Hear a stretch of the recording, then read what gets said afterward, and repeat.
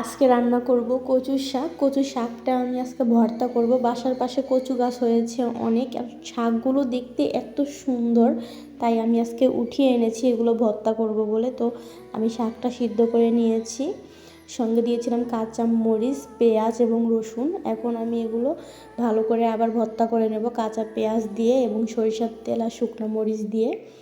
আর এই ভর্তাটা গরম গরম ভাতের সঙ্গে খেতে কী যে মজা। আর এদিকে আমি শুটকিটা পরিষ্কার করে দিচ্ছি, শুটকি দিয়ে বেগুন রান্না করব।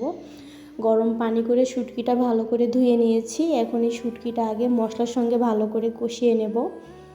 এগুলো ছিল ছুরি শুটকি, আর আমি আজকে ফার্স্ট টাইম এই বেগুন দিয়ে শুটকি রান্না করছি। এর আগে কখনো এই বেগুন দিয়ে শুটকি খাইনি, প্লাস রান্নাও করিনি, আজকেই প্রথম। জানি না খেতে কেমন হবে। আর এদিকে আলু ভাজি করে নিচ্ছিলাম। আপনাদের ভাইয়া তো কচু এবং এই বেগুনের তরকারি কোনোটাই খাবে না, তো তার জন্য ছিল আলু ভাজি।